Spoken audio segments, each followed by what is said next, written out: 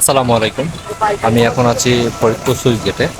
এখানে আপনার দেখতে পাচ্ছেন এখানে একটা ভ্যাসাল আছে, আর এই পাশেরটা হচ্ছে 1 নম্বর সুইচ গেট।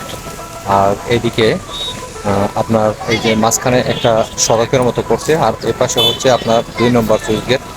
এখানে আপনার যারা শুক্রবারের দিন সহ এখানে দেখেন আরও 2টা নৌকা আছে। আসলে বিশেষত এখানে হচ্ছে শুক্রবারের দিন আর শনিবারের দিন যখন আপনার বন্ধ থাকে, এই দিনটার সময় আপনার এখানে প্রচুর পরিমাণে লোক হয়। এছাড়া আপনার বিকালবেলা হলে অল্প কিছু লোক এখানে জড়ো হয়। এই যে দেখতে পাচ্ছেন মোটামুটি ভালোই লোকজন এসেছে এখানে। আমি আর ফরিদ এসেছি। এই যে হচ্ছে ফরিদ। কি অবস্থা ফরিদ? হ্যাঁ, আলহামদুলিল্লাহ ভালো। এখানে পরিবেশটাও একটু মনোরম পরিবেশ।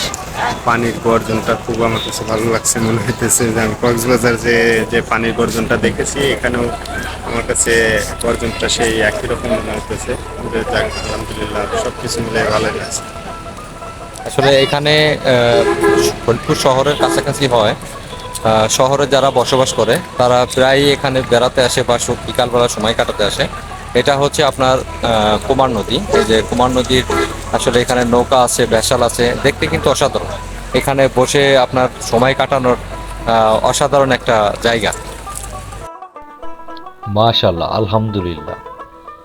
ফরিদপুরের সুইচ গেট এত সুন্দর একটা জায়গা, যেখানে না আসলে আসলে এইখানকার সৌন্দর্য আপনি উপভোগ করতে পারবেন না। দেখেন, সিরিয়াল ধরে ভেসাল দাঁড়িয়ে আছে, সাথে ডিঙ্গি নৌকাগুলো।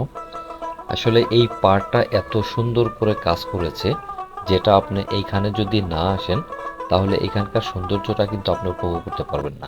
এই যে এখানে দেখেন রাস্তার মতো একটা তৈরি করেছে, এখানে প্রতিদিন শত শত লোক এসে এখানে ভিড় জমায়।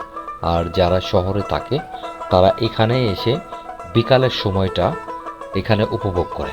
আসলে এই জায়গাটা এক কথায় অসাধারণ। সম্মানিত ভিউয়ার্স, ফরিদপুর সুইচ গেটের ভিডিওটা যদি আপনাদের কাছে ভালো লাগে অবশ্যই লাইক, কমেন্ট, শেয়ার করবেন। আর আমার চ্যানেলটি এখনও যারা সাবস্ক্রাইব করেননি তাদের প্রতি অনুরোধ, অবশ্যই সাবস্ক্রাইব করবেন। সবাই ভালো থাকবেন।